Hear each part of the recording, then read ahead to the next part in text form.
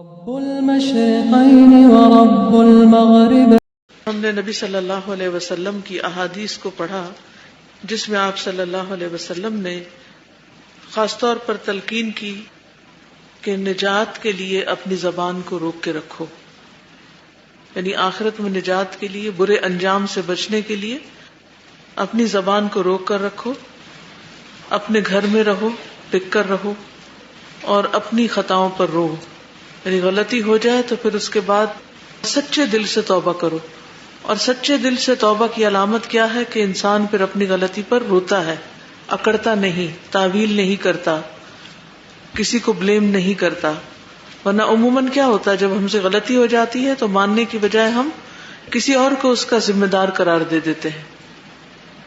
تو اسی کی کنٹینیوشن میں ہم دیکھیں گے آپ صلی اللہ علیہ وسلم نے فرمایا، جس کو اللہ نے دونوں جبڑوں کے درمیان کی چیز زبان اور دونوں ٹانگوں کے درمیان کی چیز شرمگاہ کے شر سے بچا لیا، وہ جنت میں داخل ہو گیا.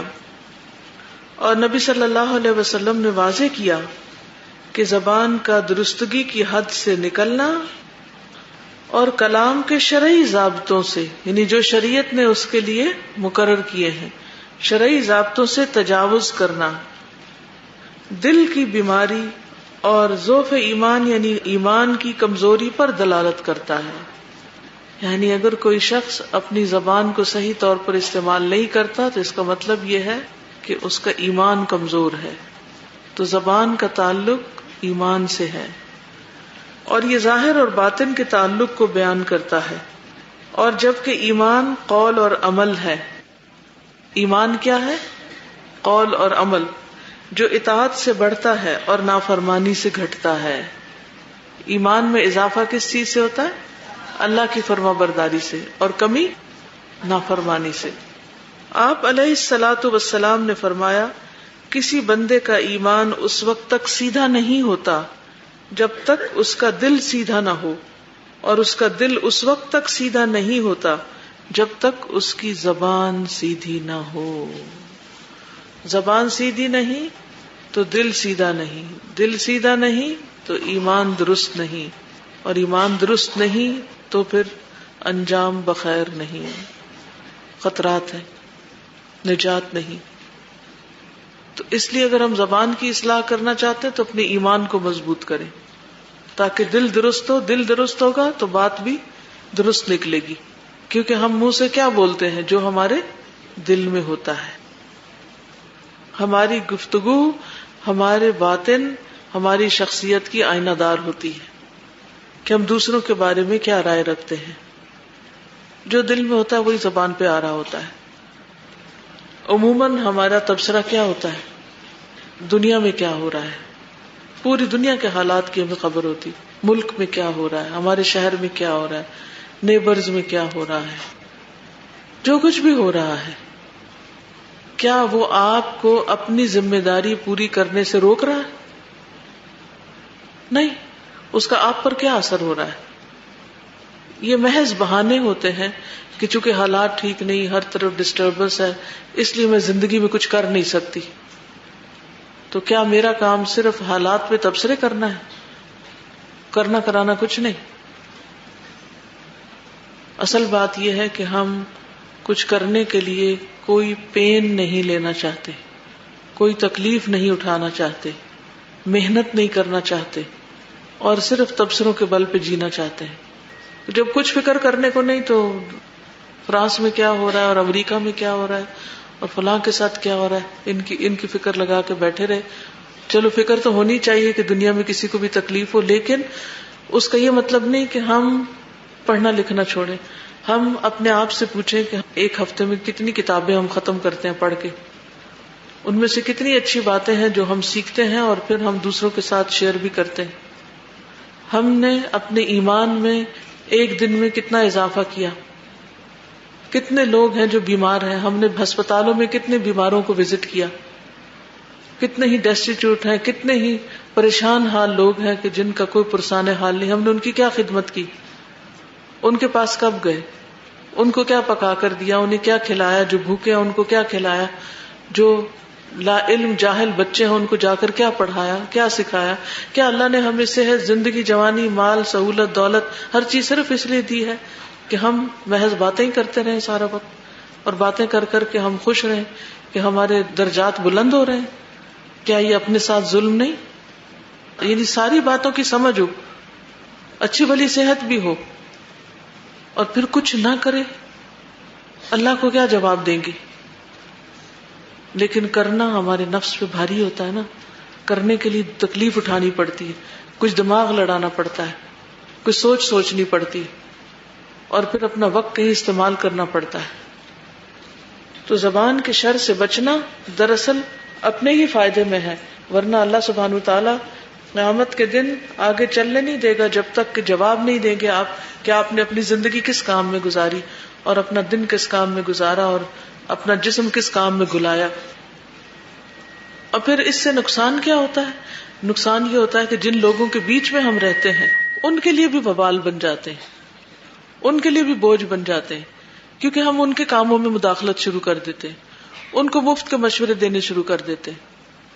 عموماً گھروں میں ساس بہو کی لڑائیاں کیوں ہوتی ہیں؟ کیونکہ ساس فارغ ہے، کام کوئی بھی نہیں، ریٹائرمنٹ کی زندگی بسر کر رہی ہے، اپنے بچے بڑے ہو چکے ہیں، کوئی ذمہ داری نہیں، ذمہ داریاں بہو نے لے لی ہیں. اب جب فارغ ہوگا ذہن تو کیا نظر آئے گا؟ بہو کی نیگیٹو چیزیں نظر آئیں گی، اس کی منفی چیزیں نظر آئیں گی، تو بلا وجہ کچھ نہ کچھ تبصرہ چلتا رہے گا، کچھ نہ کچھ مشورہ چلتا رہے گا. اس سے پھر کیا ہوتا ہے؟ کوئی کتنے دن برداشت کر سکتا ہے؟ پھر ایک دن آتا ہے کہ دوسرا شخص پھٹ پڑتا ہے، پھر عزت احترام کے وہ شرعی قاعدے اور ضوابط شرعیہ یہ سارے ٹوٹ جاتے ہیں، بند. پھر بدتمیزی بھی ہوتی ہے، بد اخلاقی بھی ہوتی ہے، بعض اوقات غلط بیانی بھی ہوتی ہے، بڑوں کا عزت و احترام جاتا ہے، سب کچھ جاتا ہے. لیکن بظاہر دیکھنے میں قصور دوسرے فریق کا نظر آتا ہے، لیکن ہم بھول جاتے ہیں کہ ہم خود ہی وجہ ہیں، ہم وجہ ہیں. وجہ کیا ہے؟ ہماری بیکاری. آپ اپنے لیے کوئی ٹارگٹ سیٹ کریں کہ ایک سال میں آپ کتنے بچوں کو پڑھا سکتی ہیں. کیا آپ نہیں پڑھا سکتی؟ پڑھا سکتی ہیں. کتنی جہالت ہے ملک میں، جہالت ختم ہو گئی ہے؟ نہیں، کوئی نہیں ختم ہوئی. آپ اپنا ٹارگٹ سیٹ کر سکتی ہیں، اس سال میں نے سورۃ البقرہ حفظ کرنی ہے. آپ سارا دن ذرا حفظ کریں، پھر دیکھیں فرصت ملے گی کہ کسی اور کو آپ پوچھیں. نبی صلی اللہ علیہ وسلم نے سورۃ البقرہ کے بارے میں کیا فرمایا کہ اس کا پڑھنا باعث رحمت اور اس کا چھوڑنا باعث حسرت ہے. کبھی سیاست پہ تبصرے، کبھی مذہب پہ تبصرے، کبھی لوگوں پہ تبصرے. کیا اللہ نے ہمیں سب کا ذمہ دار بنا کے بھیجا ہے؟ اگر ساری دنیا ٹھیک ہو جائے تو میرے ہاتھ میں کیا ہے اللہ کو منہ دکھانے کے لیے؟ میں نے اپنے لیے کیا کیا ہے؟ میرے پاس کون سا عمل ہے؟ کوئی ہے سالڈ چیز ہمارے نامہ اعمال میں کہ ہم نے وہ کر کے رکھی ہو جواب دینے کے لیے کہ اللہ تو نے مجھے زبان دی تھی، تو نے مجھے رزق دیا تھا، تو نے مجھے وقت دیا تھا، تو نے مجھے نوکر چاکر دیے تھے، تو نے سب کچھ مجھے دیا تھا، میں نے تیری خاطر یہ سورۃ البقرہ یاد کر لی. ہم میں سے کتنے جو ناظرہ ٹھیک کر کے پڑھنا جانتے ہو؟ کیا ہم ایک ٹیچر افورڈ نہیں کر سکتے؟ بے شمار بھرے پڑے ہیں لوگ جو گھر میں آ کے آپ کو پڑھانے تک کو تیار ہوں، اگر آپ سنجیدگی سے وقت دیں. ترجمہ قرآن پڑھ کے بلایا ہوا ہے، کتنی دفعہ ریویژن کرتے ہیں، کتنی دفعہ پارے کھولتے ہیں اور دوبارہ اپنا ترجمہ چیک کرتے ہیں خود سے. نہیں، ہم نے تو قرآن پڑھا ہو، بس اسی پہ فخر ہے، ہم نے تو قرآن پڑھ لیا تفسیر سے. تو اس لیے اگر ہم واقعی اپنے ایمان کو درست کرنا چاہتے ہیں تو ہمیں اپنی زبان کو درست کرنا ہوگا، اور زبان کو درست کرنے کے لیے اپنے لیے کوئی ٹارگٹ سیٹ کرنے ہوں گے، کوئی مفید کام تلاش کرنے ہوں گے، تب جا کے یہ اصلاح ہوگی. جتنی فراغت، جتنی سوشلائزنگ، جتنا فارغ وقت ہوگا، یہ سب بیکاری کی طرف لے جاتے ہوئے مصیبت کھڑی کر دے گا.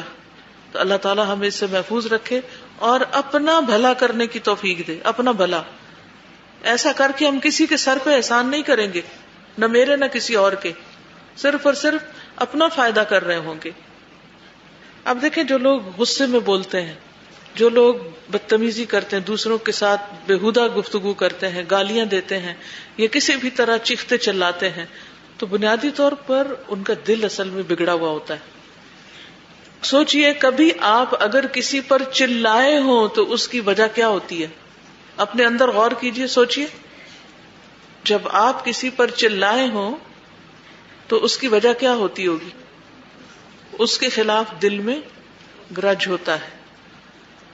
جب آپ کسی پہ چلائے ہوں، کبھی کسی کی بے عزتی کی ہو، آپ نے کسی پہ غرائے ہوں، تو یہ سب غرانا اور چلانا اور شاؤٹ کرنا اور گندے گندے لفظ بولنا، گالی گلوچ دینا، یہ کہاں سے آ جاتا ہے؟ کہاں سے آتا ہے؟ اس کا سورس کیا ہے؟ زبان کو فیڈ کہاں سے مل رہی ہوتی ہے؟ دل سے مل رہی ہوتی ہے. تو گویا دل میں خرابی ہے، اور ہمیں تو کبھی کوئی خوف ہی نہیں آیا کہ ہمارے اندر بھی کوئی منافقت ہو سکتی. صحابہ کرام ڈرتے تھے منافقت سے. ابو بکر کہہ رہے ہیں، حنظلہ کہہ رہے ہیں، نافق حنظلہ، حنظلہ تو منافق ہو گیا. لیکن ہمیں اپنے دل کی خرابیوں پر کبھی بھی سوچنے کا اور اس بیماری کو کبھی بھی غور سے دیکھنے کا موقع نہیں ملا کہ یہاں بھی بیماری ہے. اور جب کوئی روکے یا منع کرے تو سارا قصور دوسرے میں نظر آتا ہے. بھئی دل تو آپ کا بیمار ہے، اس کا اصلاح کیجئے، نہ کہ صرف دوسرے پر الزام لگا دیں اور اپنے آپ کو بری ذمہ قرار دے دیں. تو یہ دل کی بیماری اور ایمان کی کمزوری کی علامت ہے. یہ ایمان ہے جو کمزور ہوتا ہے تو دل کے اندر منافقت بھر جاتی، بیماری آ جاتی. یعنی ایمان کے اندر اتنی پاور ہے کہ جب وہ دل میں آتا ہے تو دل میں منافقت باقی رہنے نہیں دیتا. فرمایا نبی صلی اللہ علیہ وسلم نے، جب تک زبان درست نہ ہو اس وقت تک دل درست نہیں، جب تک دل درست نہ ہو اس وقت تک ایمان درست نہیں. یعنی وہاں منافقت ہے. تو ہماری منافقت کہاں سے پتہ چلتی ہے؟ ہماری گفتگو سے. سمپٹمز ہوتی ہیں نا، بیماریوں کی علامتیں ہوتی ہیں. بعض اوقات بیماری پیٹ میں ہوتی ہے اور درد کہاں ہوتی ہے؟ سر میں. ٹھیک ہے نا. تو اگر کوئی صرف سر کی دوا کھاتا رہے تو اس کا علاج نہیں ہو سکتا جب تک کہ پیٹ کا علاج نہ کرے. تو حدیث کی روح سے وہ باتیں جو ایمان کمزور کر دیتی ہیں ان میں سے ایک گالی دینا ہے. گالی دینا. نبی صلی اللہ علیہ وسلم نے فرمایا مسلمان کو گالی دینا فسق ہے. یہ بھی دل کی خرابی کی علامت ہے نا. ایسے تھوڑی کوئی کسی کو گالی دے سکتا ہے جب تک وہ بیمار نہ ہو. کیا ایک مومن سچا انسان گالی دے سکتا ہے؟ اسے زیبا دیتا ہے؟ اس کا دل گوارا بھی کرتا ہے؟ وہ سوچ بھی سکتا ہے کہ وہ کسی کو گالی دے؟ سوچ ہی نہیں سکتا. مومن نہیں سوچ سکتا. تو مومن کو گالی دینا فسق ہے اور اس سے جنگ کرنا کفر ہے. اسی طرح قرآن میں جھگڑا کرنا کفر ہے. یہ بھی دل کا بیمار شخص ہی کر سکتا ہے کہ قرآن کے بارے میں ایسی باتیں کرے جو نہیں کرنی چاہیے. پھر اسی طرح غیر اللہ کی قسم کھانا، یہ بھی شرک ہے. اللہ کے سوا کسی کی قسم کھائے انسان تو لا الہ الا اللہ پڑھے، کیونکہ انسان کو اسلام کے دائرے سے باہر نکال دیتی. تو باتوں کی 3 قسمیں ہوتی ہیں. نمبر 1 خیر کی بات، نمبر 2 شر کی بات، اور نمبر 3 لغو بات، نہ خیر نہ شر. خیر کی بات تو مطلوب ہے، مقصود ہے. شر کی بات حرام ہے. اور لغو بات وہ ہے جس میں نہ کوئی خیر ہے نہ شر، کوئی فائدہ نہیں کسی کا کوئی علم اس سے نہیں بڑھتا. کہا جاتا ہے کہ جب گفتگو کرنے کی قیمت چاندی ہو اور خاموش رہنے کی قیمت سونا ہو تو پھر کیا کرنا چاہیے؟ خاموشی اختیار کرنی چاہیے. اور کتنی ہی باتیں ایسی ہیں جو کرنے والے کو بہت بڑی مصیبت میں ڈال دیتی، دنیا میں بھی اور آخرت میں بھی. جب تک بات آپ کے ہاتھ میں رہے، نہیں آپ اسے نہ کریں، تو ایسے ہی ہے جیسے کوئی تیر ہے آپ کے ہاتھ میں اور آپ نے چھوڑا نہیں. اور جب تیر انسان چھوڑ دیتا تو کسی کو بھی جا کے لگ سکتا ہے. تو زبان بھی تیر سے کم کا کردار ادا نہیں کرتی. سبحانک اللہم و بحمدک اشہد ان لا الہ الا انت استغفرک و اتوب الیک. السلام علیکم و رحمۃ اللہ وبرکاتہ.